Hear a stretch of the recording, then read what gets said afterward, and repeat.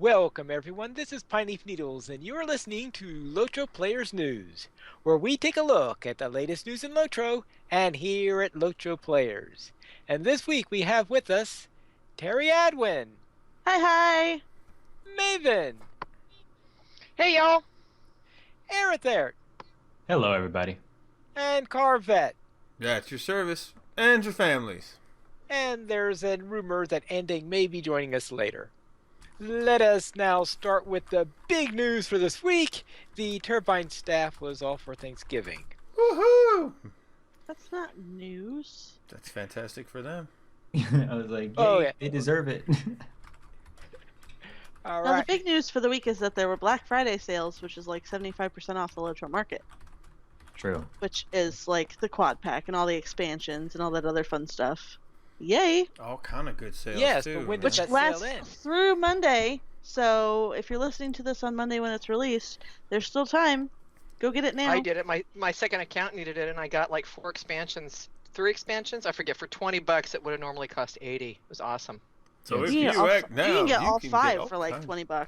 I know Yeah, it's it's ridiculous. 5 expansions You for get the $20. you get the quad pack for 10. Yeah, and the one seat I for already 10, had- so, like, I already had the others, so I didn't bother. But yeah, yeah. And just to let you know, if you are hearing this later in the week and you feel like you're gonna be in the depths of despair because you missed this epic sale, they usually do it again around Christmas.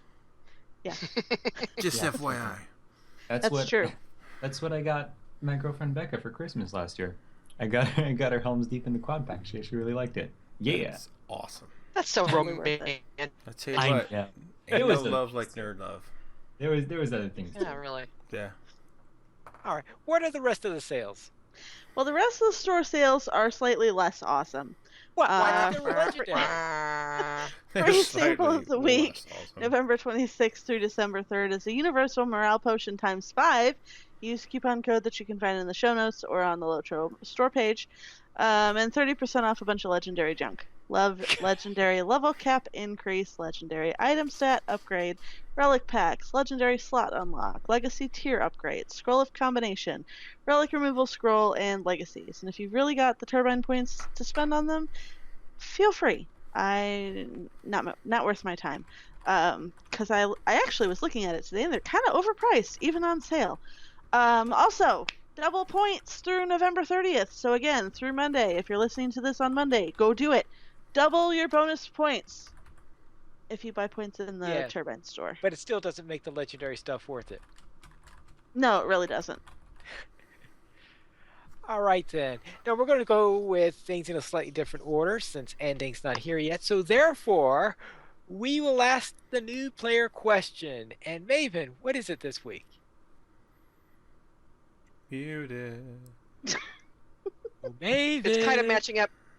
It's kind of matching up with Terry's favorite store sales. You know, it's a legendary item question. What use is a relic removal scroll, and when should I use it? All right. I guess We need like a cricket sound effect. Yeah. I know, it's like everybody's Alright. really excited about It that probably question. depends So excited. on what type of relics you have. I almost never put on a relic which is worth saving and removing, but I know some people go through a lot of effort to get their super extraordinary relics and go through a massive grind in order to get the perfect relics to put onto their legendary items. Why? I don't know, but some people do that. And if you go through all that effort to do it, then it might be worth it getting a relic removal scroll. So you would remove, and then so you would do that like before you deconstruct the weapon, you remove that Yeah. relic Yeah. from it. Basically, The other, the go ahead. use of I it had a is- question about something I used too, but go ahead.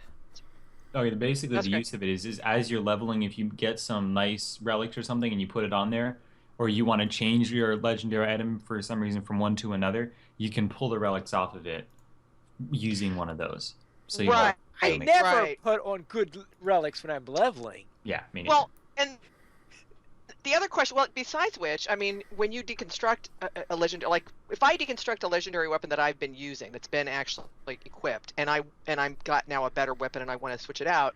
I mean, when I deconstruct the one I've been using, all kinds of stuff spills out on the floor when I get deconstructed. I mean, there's relics and there's You know, hurt It's runes. true. I mean, it's like, so, you know, why would I mean, I was trying to think today, so if I'd use a relic removal scroll, would that be a benefit? Then the second scenario that I was wondering about is, like, for example, you know, I have maybe the silver setting of morale as my, you know, first one, and I'm able to get a platinum morale, and I want to now put that on. Should I take off the silver one and put the platinum in? I haven't been doing that. I've just been laying the one on top of the other and losing the Yeah. first one.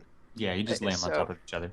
yeah, I mean, I thought there's really no point in my, you know, having the lower one back Yeah, in my. because if you're going to inventory. if you're replacing it, then it means you really don't want that other old relic anyway. I mean, Yeah. I could use it like on another, you Yeah, know, but- weapon, I guess, but you know, it's like if I'm up at that level anyway, I'm going for higher level. It's one of those relics things at that that has point. sort of become kind of obsolete with imbuement, because now Yeah, you're not well, like Although- swapping out weapons all the time anyway. But I've heard it mostly for like crafted relics, because Oh, if you're okay. if Yeah, you're that in the makes crafting professions and you're doing the crafting of your own relics and you have a crafted relic, it maybe you Or want if to I've remove gotten that rather crafted, than I've spent a bunch Well- of gold to get a crafted relic on the auction house, and I don't want to lose it. Say something like that.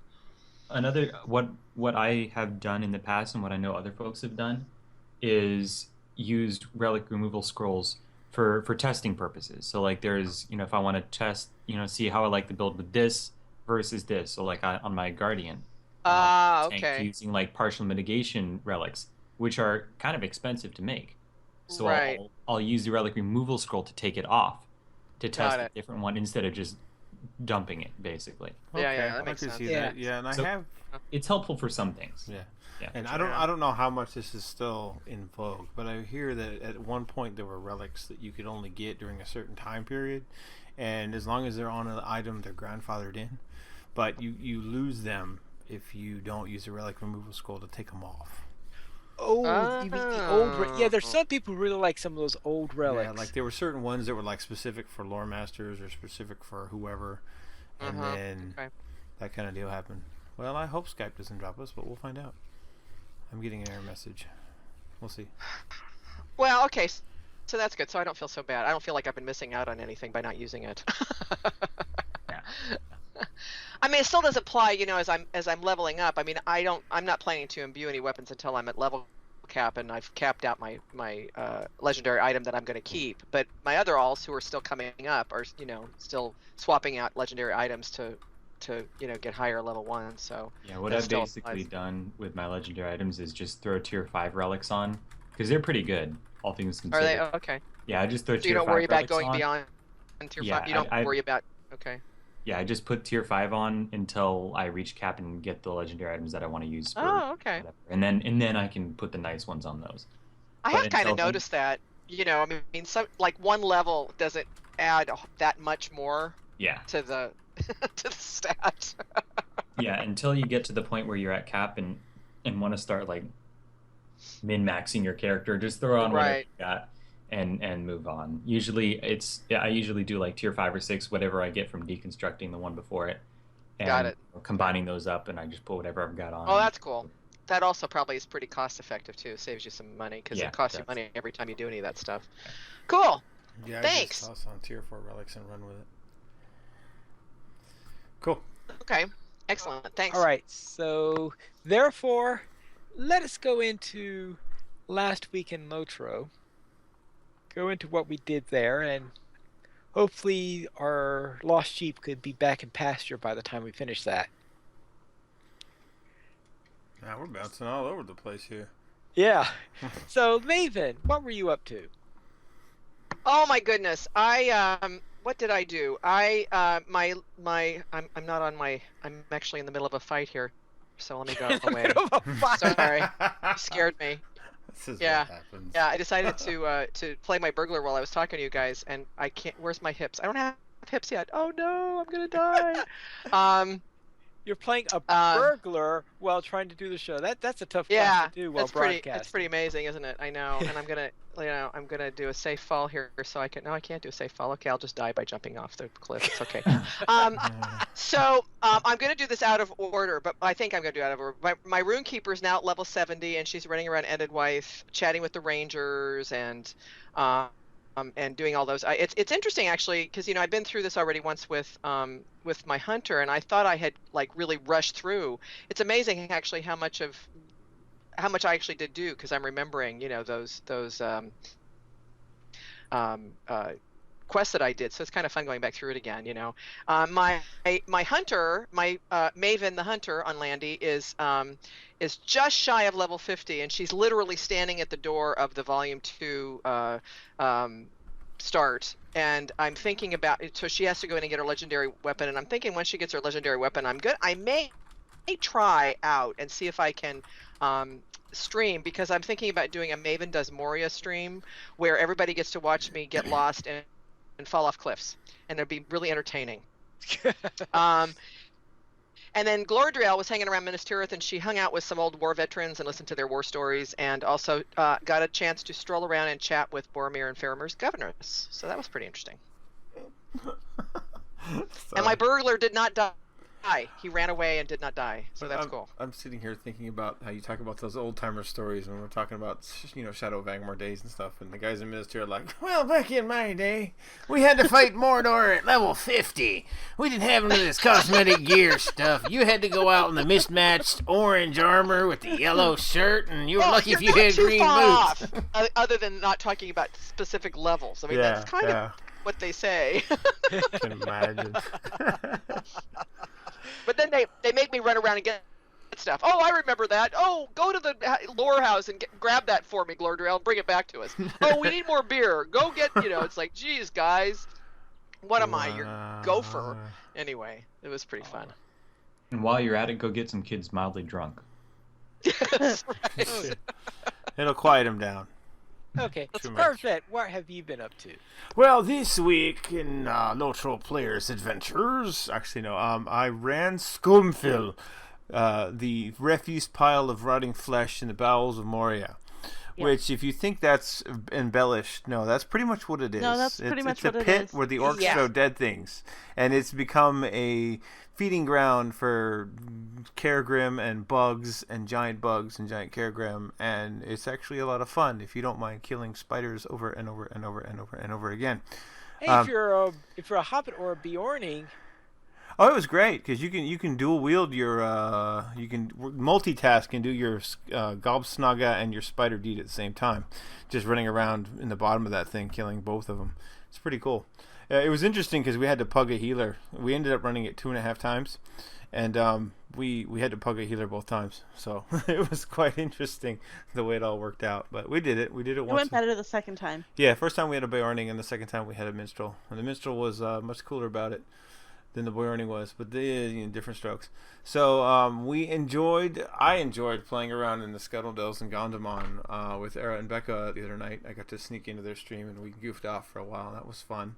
My Bjorning is now up to 60 and about halfway through the Mirkwood Epic, which is, maybe 2/3, I don't know, somewhere around that big town in the middle. And I've gotten Poison People, and now I'm going to go to the place. It's like level 64 content I'm doing at level 60. And my club looks like a giant flathead screwdriver. It really does. It's weird.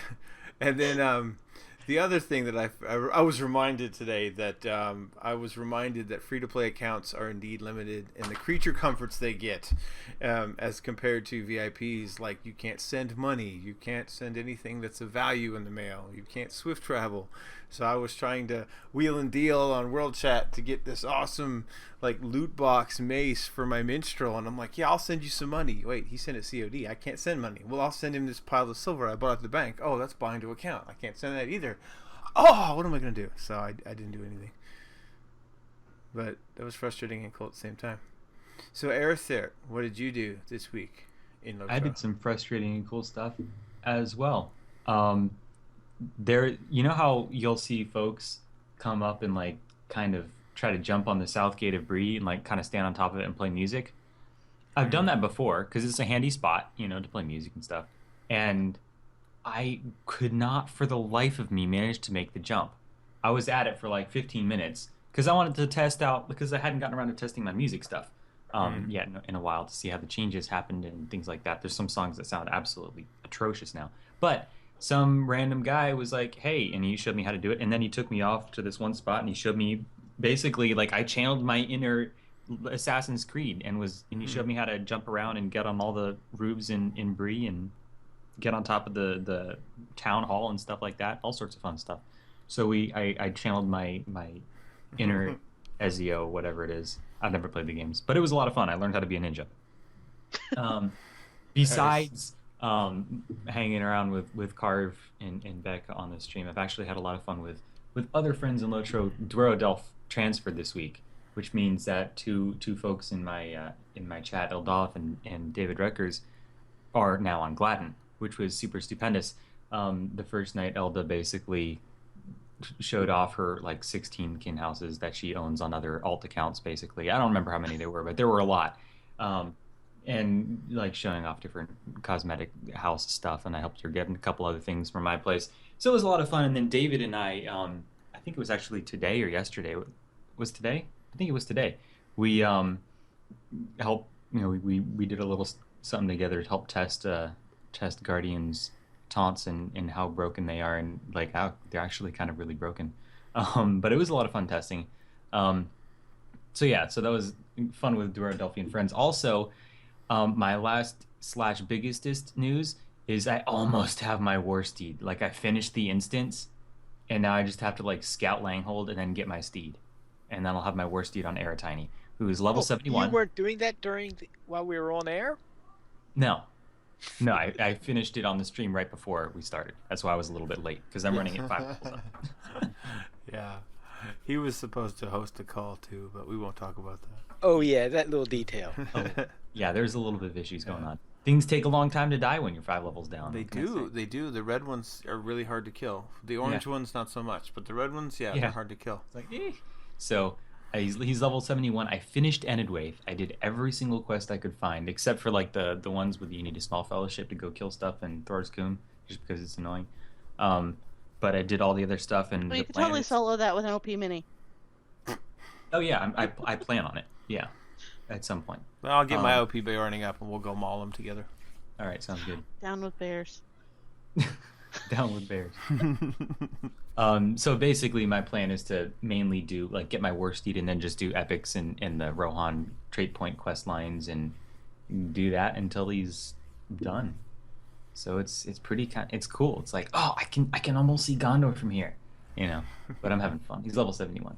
So yeah, that was about it. Crazy week. So Terry Edward, what you do besides lobbying for the downfall of bears? Yeah, besides lobbying for Down with Bears, I did some streaming this week actually. Haven't decided yet if it's going to be a regular thing, but it could be.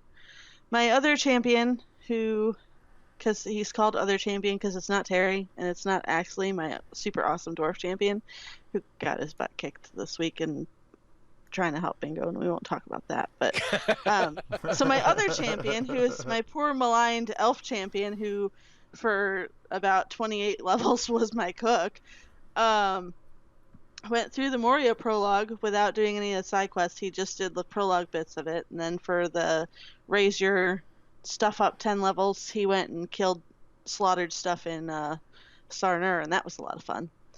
And so now he's into Moria, and he's helping some useless dwarves that really only want dwarves to help them, but they're just going to have to suffer for an elf. And then my burglar Sarissa is working her way through old Volume 1 quests to get that bit of the epic wrapped up, because I'm tired of seeing it in my quest log. And it was kind of awesome, because I'm doing like the stuff that you're supposed to be super buff for, like in Angmar. You go into the fortress, and it turns out, in a complete reversal from last week, because last week I was all about killing all the things, it turns out that when you're really not in the mood to kill everything, being an overleveled burglar is awesome, because you can just basically just waltz past everything in stealth, going, la la la la la, you don't see me, I'm not here, I'm gonna go kill the guy at the top. No problem. Thanks, guys. So I think there's that one where you have to go get Narquil at the top of the fortress. Not Barad Gularan, it's that other Barad something or other. And there's a ranger there that is not in the greatest condition when you get up there. And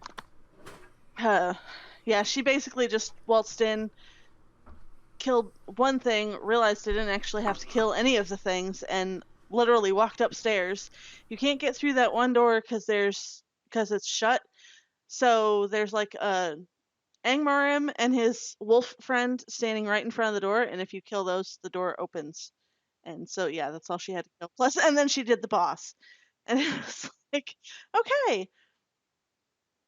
And then a friend from Twitch made a new first stage bow for Alistriel, my hunter, and also some better gear, so she's a little less squishy. So I feel a lot better about having her at cap now. And there will be a second first stager incoming, because whenever he gets his crafter off of cooldown, because found out that with the influx of new people from other servers, first stage symbols in the auction house on Landroll were really cheap. So I got me a couple of those. And then I just went and got emerald shards from the skirmish camp, because why wouldn't you if you've got a bazillion marks? Yeah. So Pineleaf, how was your week? All right, we'll begin with on Arkenstone, where for the field trip, since it was Black Friday and there were several people who couldn't make it this week, I decided to help a kinmate there to defend Minas Tirith.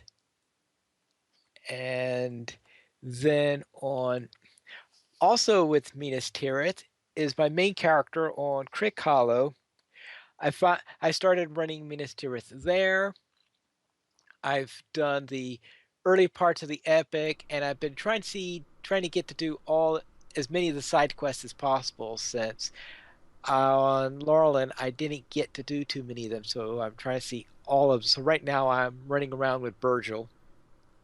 And also on that character, I have been running Icy Crevasse and Survival Barrel Downs quite a bit. I wonder why. Icy Crevasse, huh? Yeah. Oh, I smell a guide coming. Yes, Icy Crevasse and Survival Barrel Downs. So there, and in other words, trying to find how many ways can I get myself killed. It's not hard, neither one of those two. And on my Bjorning, I've finished up in the Norcross, and I'm getting ready to head into the Entwash Vale, and I just hit level 80. Awesome. Right, and let's see. So it is time then to head into a little email that we had, a little question. And that comes from Barnabas, who writes, "Hello, LOTRO players. I have a question to pose to the team. Since players need a place to use their max gear and there are no more raids in LOTRO, do you think that PvP is the new endgame? And if that is the case, wouldn't it be wise for LOTRO to spend more development time polishing up PvP?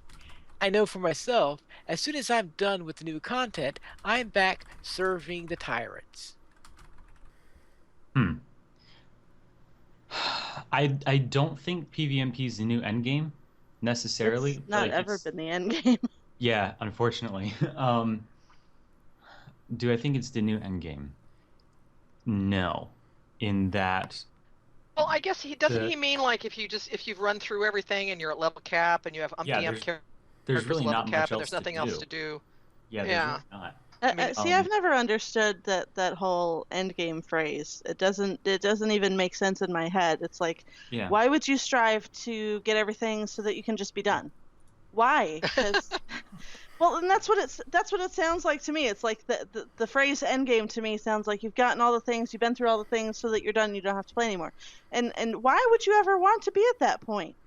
Well, that's not what the term endgame means. Yeah, but endgame refers to the entire MMO series. If once you reach level cap, then there's a series of progressively difficult raids and group content where you have to coordinate with groups, you have to work, and you have to gear up your character to the point where you've got like the best gear and the best guild and the best kin and the best whatever, and there's a series of more and more difficult activities to do that extend beyond just okay, I made it to level cap, I finished all the quests. Then there's the overcoming the difficult end of the end all be all type content And I mean, with the last update, it was Yaz-Gilead stuff. Yeah.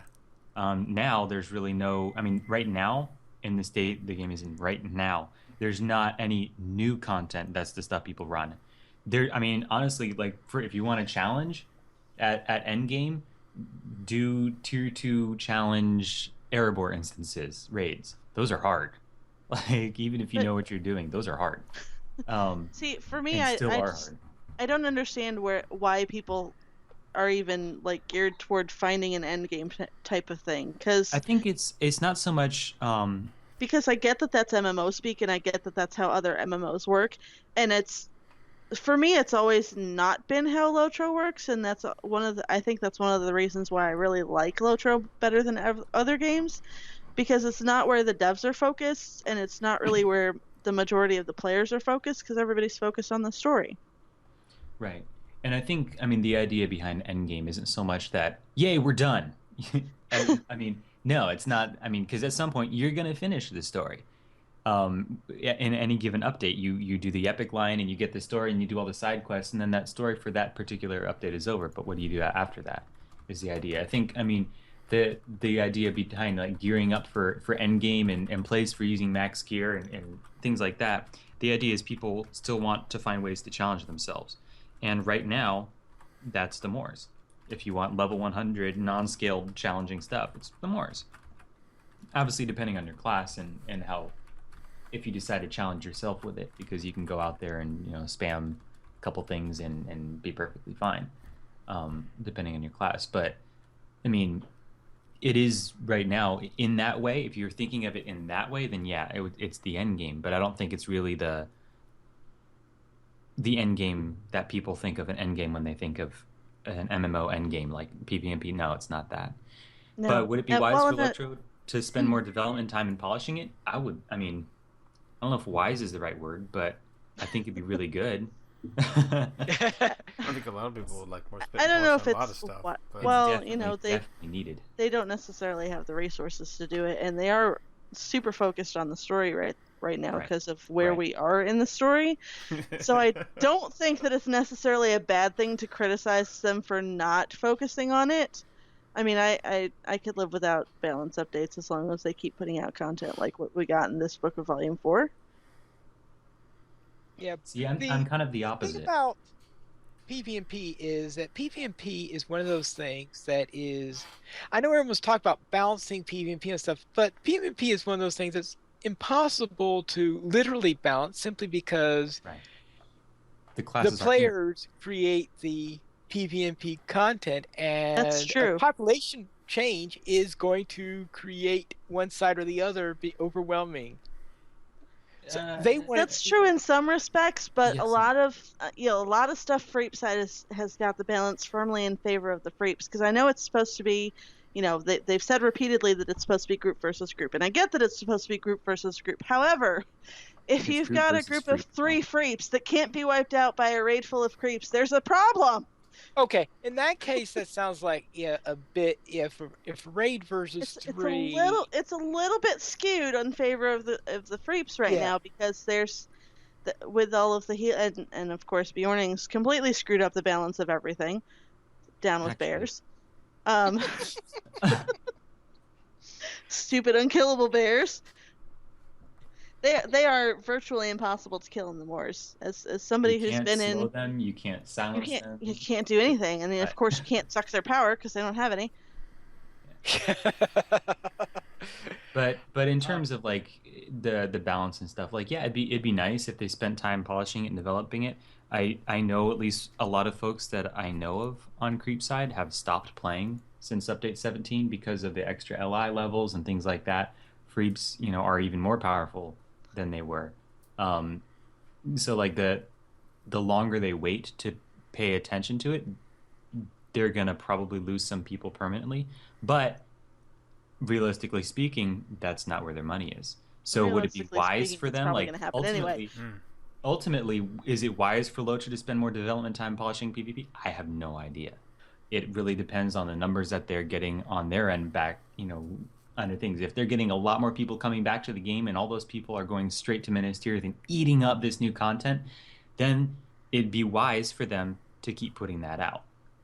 You know what I'm saying? So it's like we don't really know. I have my opinion. Yes, I would absolutely love PvMP updates and a little more balance. It's never going to be totally balanced because I mean the underlying reason is that the classes aren't mirrored.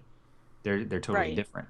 But would I like more balance? Yes. Would I like some updates and love for PvMP? Yes. But at the same time, the game that I play, Lotro, is a lot more than just that.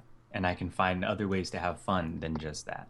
There's a lot of people that's the only thing they do, and then that's like the only thing they To care me, about the game. to me, it's like a completely different. I mean, it's completely, not completely, but it's significantly different game to me. Oh, it really PvP. is, and it's a Yeah. lot. I mean, I don't consider it really Lord of the Rings Online, except for maybe the accident of races and classes. I mean, but the game itself is, it's different. I mean, it's It very it's much more is. like It's playing very chess different. instead of checkers, kind of. Yeah. I mean, Well, I it- haven't been back mainly because it does require so much participation with others, and I go through periods of not playing well with others, and I'm kind of in that phase at the moment. So going and being a war, because I can't. I'm at rank 8 now, and to get to rank 9, I have to be in raids, Right. to get the points. I can't just do it with solo quests. I mean, it would Well, take me And forever. wargs don't get much love in And raids. wargs don't get much love in Gladden, at least. I don't know if that's true with the other Or servers. in Yeah, raids that's- in general. It's there's a lot of anti-warg love out there. and also because it's really hard I mean, people complain a lot about wargs can sprint and hide. Yeah, Yeah. And that's But- about it. that's it. I'm really good at hiding in the moors. I'm the most invisible warg you have ever seen. Because the second that I show my furry face out there, I'm done. Just squish. That's it. I mean, they're very, very squishy. But I mean, overall, I don't think really that PvP is the new end game. That's where a lot of folks choose to spend their time waiting for new updates on, PvE content. If they had more, heavy duty PvE content, I think honestly people would spend more time there. Well, But- and like you said, I think you already mentioned this. I mean, I've met folks who don't play the main game. They only play PvMP. Oh, yeah. That's all they play. Yeah. Yeah. So And I Yeah, I mean, don't know. it Your point takes about it takes all whether it's worth their types, time. But yeah, Yeah. I mean, it'd be nice, but is it wise for them to do it? I don't know. Like ultimately, we don't know the numbers, we don't know stuff, and I know that the devs. I mean, there's quite a few of them play PvMP from rumor has it, but it's a game as a whole, and we have to remember to take it as a whole, and that PvMP is unfortunately just a tiny part of it. So And that Barnabas there's a lot is of a, it. Even as a if there was follow-up- no more PvMP ever, there's still so much to enjoy in the game, and it's great. Yeah. As a follow-up, Sure. Barnabas is in the chat asking if we would say that there is no end game, and I don't know that I would necessarily say that. Mostly because, again, I don't really process the whole end game thing, as I would- evidenced by the fact that I kept a second character and promptly went and did something else. Yes. I would I say- moved It on seems to like another there character is, that's but not a it's cap. not the That's same what I've been end doing game even as- before people have been complaining about there being no end game. Yeah. I would say that there's no designated end game by Turbine. or like traditional MMO style end game in the sense that is defined by certain other There you big go. MMO titles That's out Better. there. I like that Right. definition, Carve. There's a lot of There's stuff not that you can do at Cap that you can't There's really a lot do of stuff until that you get there. can do, Yeah. But there's not something, and I kind of like that Lotro doesn't funnel us in this direction or that direction. It gives us a bunch of options and says, here, play whatever you want. All right, you now can let's still end you can this still do level discussion 100 on stuff end without game. essences. Yeah. So end game is ended. We're moving Yes. on. We'll now head into our site news, and this week's Lotra Players News is brought to you by a concerned tradesman in Bree. This is a public service announcement from the Retailers Guild of Bree. Have you enjoyed going to Lalia's Market? Have you purchased something from there recently? Have you ever wondered where this wee hobbit lass acquires her wares? The Retailers Guild of Bree has learned the answer to this last question, and it is indeed shocking. After talking to many adventurers coming through Bree, we have learned that Lalia has been found many times in the Barrow Downs searching for a prince and looking for her cloak. After a thorough investigation, we have learned that Lalia is in fact contracting with white robbers. Yes, folks, that's right. Those fine cloaks and outfits come through an underworld shadow network of black market goods pilfered from the barrows themselves. This is shocking, I know, but there is hope. Lalia's is not the only place in Bree. There are still many other retailers in Bree that trade with living, honest, and respectable suppliers. So the next time you head to Lalia's, remember where her merchandise comes from. It could be cursed. This has been a paid advertorial brought to you by the Retailers Guild of Bree. Boy, those retailers are down on her, aren't they? Serious cutthroat competition going on. It is certainly getting cutthroat. We'll begin with Boy. a Helm's Deep expansion giveaway. And Yeah, where that's we need what I- Andang. Yeah. So Andang could go. Right now? You go, yes, Pine Leaf. We have. So, does anybody know about it? Yeah, there's basically, if you go there to the article on the website and you comment on it, you are entered to win a Helm's Deep expansion. That's That's pretty fantastic. simple. One And of it our- entries closes on will December be 11th. closed on December 11th. So you have until December Well, you got a 11th couple to weeks then. enter. Rock on. Cool. You guys And have luck. remember, anyone associated with LOTRO players is not eligible for this giveaway. Right. So you guys have our blessing to go win in our place. That's right. Go forth and comment. Go forth and comment. All right. And we also have a new communities events list for November 27th through December 3rd. Yes. There's This a week's lot of highlight stuff. is Disenchanted takes over Bree Park on Langevall every Wednesday night at 8:30 p.m. And this week they are holding a very special Rock Your Holidays concert with PIE. Find out why these two bands are two of the most beloved in the game while they put you in the holiday spirit. Very cool. Couple of Even other el- highlights, but you know. Anyone else have any favorite highlights coming up? Crickets. Yes, based on that, we will So get many on. pictures, And so many there pictures. is a poll: is have you ever role played in LOTRO? Yes, Pine That's Leaf. right, we Pine did Leaf. have a poll. I'll go ahead and run with it since I'll pretend to be Andang for the moment. We did have a role play poll. It's actually the question of have you ever role played in LOTRO? And with 44% of the votes, it was a yes, and 34% of the votes said no. 18% of the votes said no, but I'd like to someday, and other with 4% of the votes. So you see that there's a lot of folks that read LOTRO Players, the site, that do in fact admit to at some point role playing, whether by habitual choice or just because why not? I'm a hobbit, I'm wearing a red cowl, and I'm running around going, haha, I'm killing orcs, this is fun. There's just so many different ways you can classify role play, from the very serious structured campaigns that you'll get throughout the various elements, or just running around pretending you're a hobbit blowing up bad guys. There's a lot of layers to it.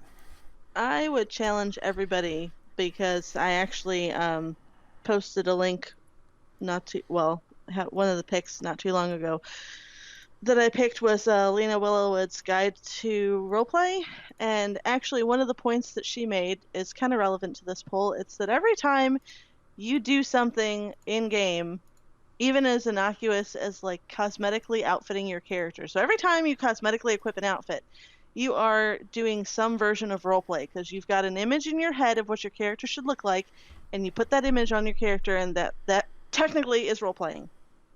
It's not a lot of role playing, it's a little bit of light role play, but it's there. So technically, yes. And I have actually also role play as my warg. My warg speaks in character on all the player channels on Creepside. I occasionally get a lot of rolled eyes. I have a very snarky warg. Very Which should- snarky word. It's a very snarky warg, which This is should true. surprise Snarky it warg should with, like, surprise snagging. nobody. Or like Snarky and Terry. I know. That's role playing. All right. Question mark. And in Small LOTRO Adventures, Lily, Kate, and Lizzie Rose head into the Misty Mountains, and Bingo Boffin gets into a pickle. Which is fantastic, considering how Yeah. Bingo Boffin always gets into a pickle. But with Lily Kate and Lizzie Kate, it's so stinking cute. Lizzie Rose. It's a cute pickle. Lily Kate and Lizzie Rose. Okay, that. Yeah, it's I've said before, and I'm going to say it again, that these small LOTRO adventures need a warning on them of extreme cuteness. Right. Mm-hmm. And then on Tales of the Free Folk, the prologue came out late last week, so therefore we have the prologue for this week. And there we get an idea of how long after the War of the Ring. I don't know if they said it anywhere before, but this is the first time I noticed that this is only taking place a year after the War of the Ring, and I had always assumed it was like a generation afterwards or something like that. Oh. Yeah. But then Gray surprised us. Yeah.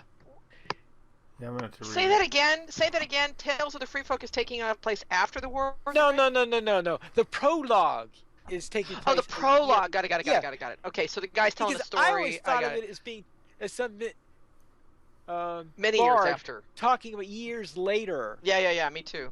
Okay, let's think about the absolute oxymoronic way we're saying this. It is the prologue that happens years after the adventure actually happens. Yeah. Yeah. I'm like, wait, huh? Uh-huh. Yeah. Yeah, but it's fantastic. I mean, it was Epilogue. Maybe it it's should be fun. called the epilogue. No, it's a prologue because it comes before the adventure, in as it's more of a preface than of a prologue. It's a framing device. But Yeah, that I'd doesn't say look it's a good on a title. preface. Yeah, okay, a framing device. But even a framing device usually I think have a technical name in there somewhere. So maybe a preface, but definitely, yeah, prologue is a tough sell. You're right. It's just fun. I'm like, yeah, why not? This is basically this thing every time it comes out. The prologue for Tales of the Free Folk, or preface or whatever, the prologue. It's basically like, you guys remember Wishbone? What's the story? Oh Wishbone? yeah, I Wishbone, love that Wishbone. show. And like, this is Oh what my gosh. happens when he's back in his house. Like, that's the prologue part, right before the screen goes all shimmery and then he turns into a dog with like an outfit they're on. talking about the framework of what's going to happen in the story, where we are, how things are about to go down, and then we shift into whatever happens next. Like, maybe 6 adventurers or 5 adventurers, 6, 5, whatever, going forth and doing mighty things in the name of the Free Folk. Like episode 6 that happened. Right. Then we also had the episode itself post where we had Fluffy Orchtergarden. That name. You just have to watch it to figure out what that name means. It should be Mr. Fluffy Orchtergarden. Mr. to Fluffy you, to sir. you. The name is Mr. Fluffy. Becca saw the title and she's like, wait, did they name it that just because Mr. Fluffy? Is that what the Fluffy is? I was like, yes. Yeah, that was the Yep. Fluffy, and that was Actually, pretty if good. I was not in the vote, I would have gone for Mr. Fluffy Red Claws. I thought that would be awesome. That's funny. Right. And Lily Kate Buggins also posted a Ninny Hammers performance of Pride by U2 Friendship France. Fantastic. Which was a tribute song that they did at the French and France event this week that I was not able to go to. I was so bummed. All right. And the Ninny Hammers also performed In My Place by Coldplay. There's just a lot of really cool covers that are coming out of the Ninny Hammers of late.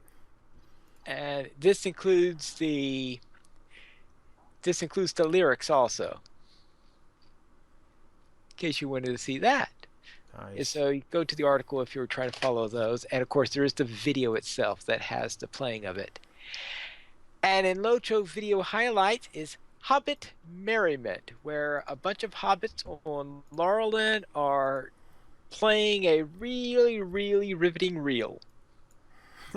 Ain't no party like a hobbit party, 'cause a hobbit party don't flop. Unless Yeah. it's a mini.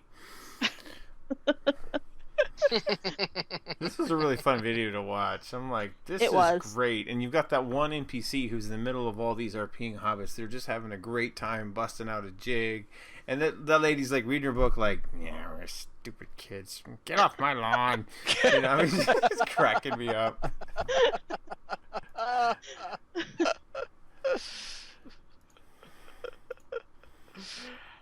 Right. And we have the family line heads into part 69. And that is Terry Near's Pain. I confess, it pains me that I'm this far behind. Yeah, I have no idea that's what's the real going pain. on, and I'm like, oh That my far gosh. behind. I need to like sit down with a cup of coffee and start reading, and then get up and get another cup of coffee and sit down and start reading again. That might help. It's fantastic. And we continue with A Critter's Journey, Angmar's Help. The critter needs Angmar's help?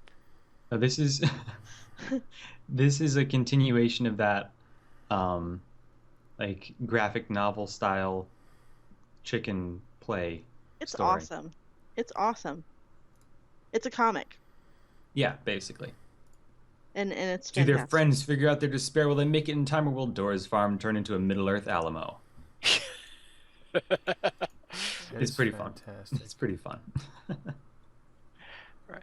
And we'll also head then into Poems of the Pine, The Ring Forges of Eregion. We have the ring that was riven in two, which must be melted in the mold-ring forges. Before we went to the west, we were sent to prepare for the road to where the rings were made. Yet this was a trick to make us travel far, so Laredin could leave alone to the south. He sought to repair the powerful ring in hopes to restore his estranged daughter. We sought to learn the lore of the rings and found that the fires of the forges would need the bellows of old to breathe on the flames and a tool to shape the terrible ring. A step behind, we stayed in our quest, and Angmar was the first to find the tools. We headed south to the heart of the forges to stop Amarthiel from making the ring. We fought through the forges and found at the heart that Amarthiel remade her malevolent ring. Yet just as he raised a jubilant shout, Mordorith returned as the master of the North. Mordorith was strong and struck down his rival, and the ring was ripped from her hand. Laredin was killed, a loss that freed Narmleth from the need of Narquil.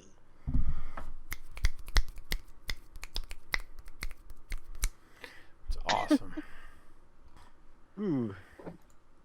So this That's will the tough part, with the last bit. yeah, right. So when are we gonna like get somebody to make like a LOTRO mod where instead of those cutscenes that are like super loud all of a sudden all the time, for some reason, like, Pine Leaf instead reading of those poetry? we just get Pine Leaf's poems instead. That'd be awesome. That would be kind of cool.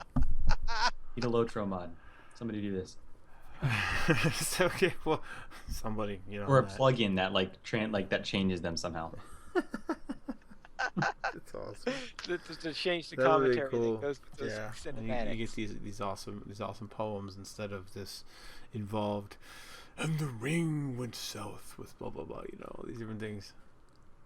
Every time I get to that part in the epic, I have to think of a rather interesting joke that Mrs. Carp came up with one day, and I was like, "Yeah, so what did we do last week?" And she looked at me and she goes, "Oh, we were just giving Amarthiel a hand." What? Too soon?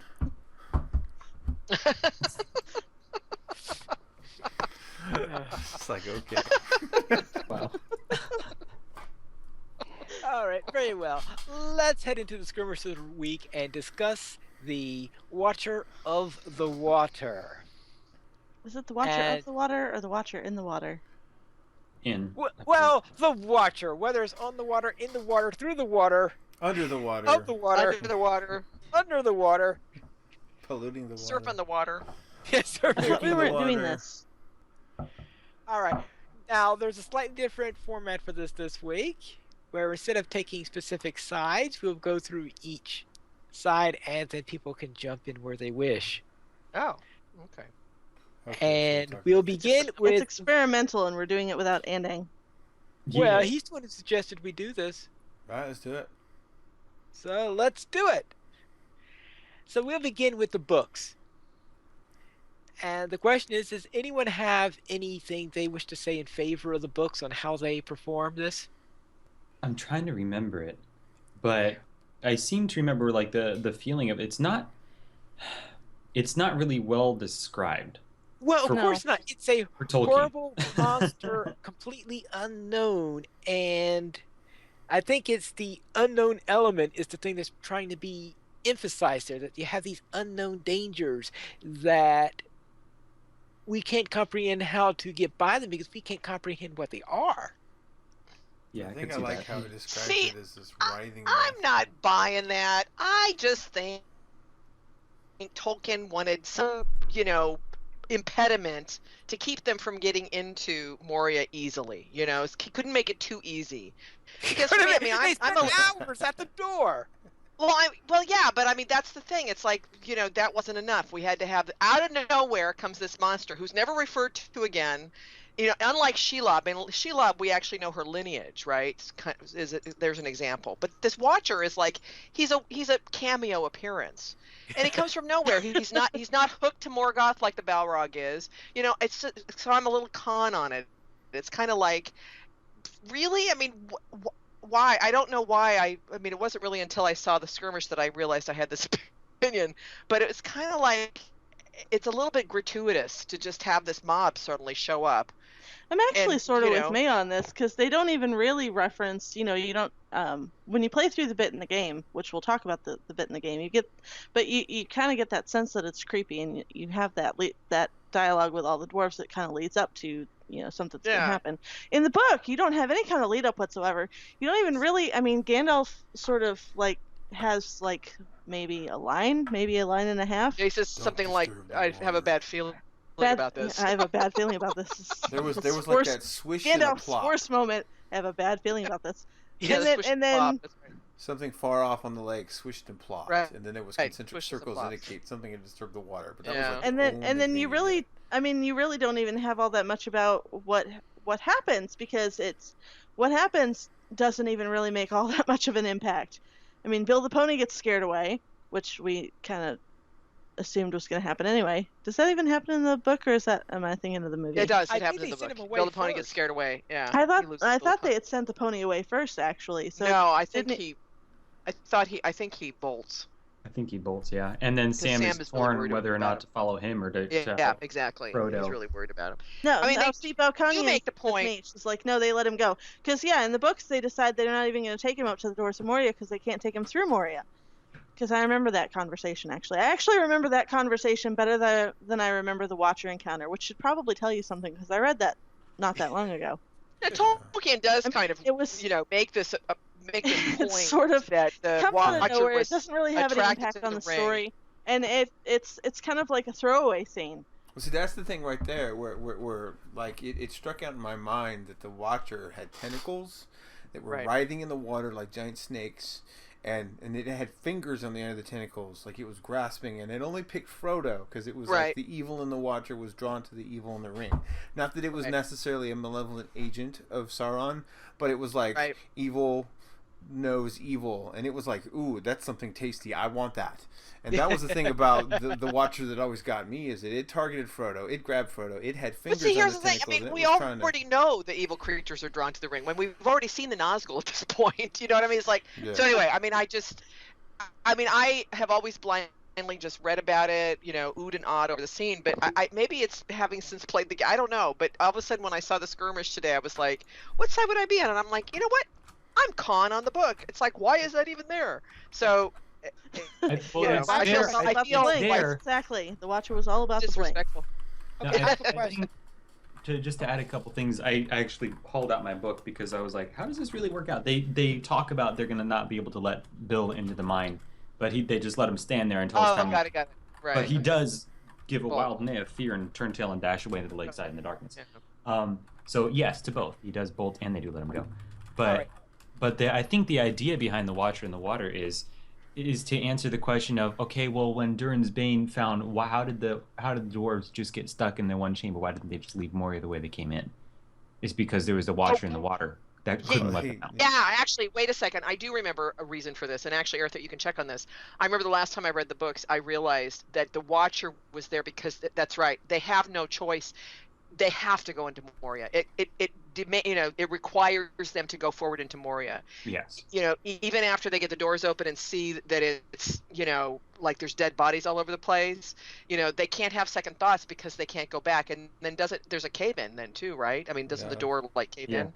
Yeah. Yeah. So I remember when I read it last time, you're right, that the purpose of having something there was that they couldn't back out. They had to keep going forward. They couldn't, there was like no return. They couldn't go back out again. All right, I have a question. Okay, then. I get that. Does Tolkien provide any backstory in his secondary writings? Nope. Concerning the For Watcher? the Watcher? No. I don't even think anybody even asked him about it in the letters. I don't think he even. Oh, good grief! I know. It's just one of those older nameless things in the deep. They're evil. No. That's about it. All right, let's head into the movies. Arthur, you seem to be anxious I to think talk about this. the main thing, I was actually just up from my desk trying to remember where I put my letters of Tolkien book. It seems to have gone missing. But I think what they did in the movie that worked really well was get the element of not so much. The thing about the book is in the game is that leading up to it, there's this sense of something bad's about to happen.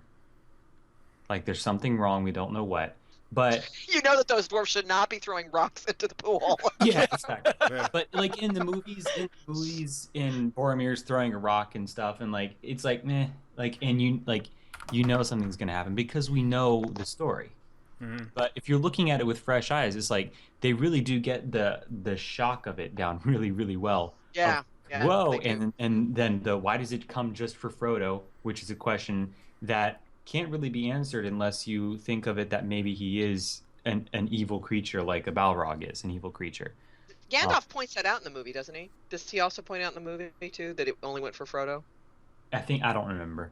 But like they get I think like they get the feel of like the sudden attack. This Watcher in the Water is like, nope, you're not coming back out this way. And they really, I feel like they got the feel of the suddenness of the scene down perfectly. And it's a really cool monster. I mean, the way it really is PJ's cool. got it set up where you get the impression, okay, it's a giant octopus. No, wait, it's a squid. No, wait, oh my gosh, when its maw comes out of the water and all those teeth. PJ gives good monster. You have to hand him that. Yes. Yeah, so you get this creature that's a combination of like squid / evil fish / cuttlefish kind of whatever, with this huge mouth, and you're like, wow, that's not even close to what I would have considered, but it's scary, man. It would give kids nightmares. Yeah, I would if I was reading it as like a 6-year-old, I would have had nightmares seeing that thing on the movie. All right. Anyone have any cons about the movie depiction of the Watcher? I don't know about you guys, but when I was watching the movie, I never really got the impression that anybody was packing like ancient dwarf damage or Balerian damage or Western-esque damage. Well, maybe Aragorn had some Western-esque, and maybe Frodo had some Balerian with sting. Maybe, but like they're hacking off tentacles, and Legolas is poking arrows into it. And I'm like, oh, come on. Hey, you got to remember is that the Merry and Pippin had these Cardinal artifacts. You're right. They had Western-esque blades by that point. They kind of glossed over that in the movie, but in the books they did pick up those Cardinal artifacts from the barrows. Good call, Pine. And got reputation with Bree. That's right. That's right. They got all kind of Bree rep. I just realized. Well, because they didn't really do that so ruined me in the movies. It's just so ruined me now. I cannot not make game illusions when I talk about Tolkien now. All right. I just Let's realized. head into the game since we seem to be having game references pop in here anyway. Now, in the game, the Watcher seems to go after quite a number of dwarves. Oh yeah, dwarves are tasty. Yeah, apparently they're really tasty. They don't have to wear rings in order to be grabbed, which explains one makes me wonder why Gimli wasn't grabbed. Well, I think the idea is that this Watcher is there to keep dwarves out, or like to keep dwarves from coming in. Like rephrase. I have this backwards in my face. Yes. Wow. I think the Watcher in the water is there originally to keep the dwarves from escaping Moria. Out that side. Okay, that fits in with the game. Yeah. Because when they come in, the Watcher's like, well, nope. Right. I just did that instance today. Yeah. Yeah, so like I mean it just seems like it fits with the Watcher in the water in the game seems to fit with whatever it is in the books. Like Pretty- he's there, you know, and like when you first encounter him, he doesn't really engage until you're like right at the door. And he's made this big hullabaloo about, yeah, we're gonna do this, we're gonna go in. The Watcher's like, hey, no. Yeah, that was Well, fun. and then I like it because he makes a return appearance, and there's a little bit more fill into the story. And I mean, he still is a nameless, from the depths of the world, but still he reoccurs. It's not just a cameo. Yeah, and I like how There's a better build up to it too, because Yeah, you there get is. that whole prologue bit where you're delivering the lunches to the dwarves, and they're all saying like, "Yeah, I'm not sure why this is happening, but doesn't it feel kind of creepy here to you, especially the closer you get to the doors?" Oh, And then of course you go by beautiful. those dwarves that are throwing pebbles in the pond, and you're thinking, "Yeah, that can't be a good idea." And it's fun that they've actually incorporated a really cool mechanic that if you go swimming in the black pool, Yes, and I was Before- there when Carve did Yeah. this. Carve You- actually swam out into the black pool. you swim out into the middle and you just kind of hang out, and it doesn't like it's not a jump scare, but when you get to certain regions of the pool, there's like a -3 or 4 dread that just hangs on you. Yeah. Like, why am I out here? This is creepy. This is really creepy. Nothing happens, but I had heard anecdotally that the Watcher will get you, and I was hoping that would happen because I really wanted to see that, but it doesn't. You just get a lot and it of actually, dread. there was a point where there was dread, and then you actually went further, and then it went Yeah, away. it's like right? there's a So- certain region where you Yeah. get dread if you swim through it, and it's kind of like, okay, this place is creepy. Don't want to be here. See, I like Bill County's theory in the chat. She says the Watcher was told if any short, stubby dudes come through here, attack them. I guess hobbits would be considered. I mean, it's cool though how they can take the game and they develop what happened afterwards, because the dwarves have to Exactly, dig yeah. out what's Yeah. left of the door. And by the way, dwarven architecture, that door managed to survive the Watcher bringing the mountain down on it. I mean, that's a good door, even if the rest of the place got jacked up. But the one thing I don't like about the Watcher is that he comes and he messes your party up and he fights you, then he runs away. And he does that several times throughout the story. You find him and you're like, yeah, I'm going to get him. And then you beat him up and he runs away. And it's like, come on. Until you finally find him deep into the bowels of the waterworks. Then you have your epic raid confrontation, which is cool. But if you don't know how to fight him, it's a real pain. I have not succeeded at Has that. Yeah. anyone here successfully completed that raid?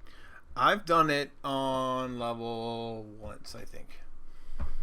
Yeah, I But if haven't you don't know been where able to stand, you will die. Because he has several one-shot or near one-shot abilities. It's because he's powerful. I mean, you get no idea of how truly powerful he is when you're fighting him. And all he's doing is kind of like haphazardly, waving tentacles at you like, ooh, I'm the big Watcher, I'm scary, run away, run away. I mean, once you And you've got corner him... those. Is it the tentacles that come? Those wandering ones that come by, and you got to make sure you get out of their way, or you'll die. Like as soon as they get close to you. I just like the fact that Turbine, like they do with so many things, just filled out the story more. Yeah. Took it and ran with it. But it's. It makes sense. They made it make sense within their own story. I really like that in the game. It was kind of cool. So actually, they incorporated, I think, the Watcher way better than the Professor did. He was really more of a mechanism for the Professor, really. All right, then. We currently have 20 supporters on Patreon, and if you would like to join this illustrious raid of players and help support LOTRO players, simply go to the donations page where you can support the Players Alliance on Patreon. There you'll find rewards, including a mention on the podcast of your choice, or even be a guest host on LOTRO Players News. And this week we've already read our email, and if you would like to have your email read here, you could send it to podcast@lotroplayers.com. And you could also follow us on Twitter, the Players Alliance, @Players Ally, LOTRO Players at LOTRO Players, Andang at PVMP_Andang, Arathert at Arathert, Carvet at Carvet LP, Maven at Tolkien Maven, Pineleaf at Pineleaf Needles, and Terry Adwin at Terry Adwin. The Players Alliance has 4 live shows. Every Monday at 8:30 p.m. U.S. Eastern Time, we have DDO Players News. Every other Thursday at 9 p.m. U.S. Eastern Time, we have XP Quest. And every Saturday at 8:30 p.m. U.S. Eastern Time, we have LOTRO Players News. And every other Saturday after LOTRO Players News, we have Tales of the Free Folk. And you can join us for our live shows at LOTROplayers.com/live. Thank you everyone for listening, and this is Pineleaf Needles reminding you to skirmish responsibly.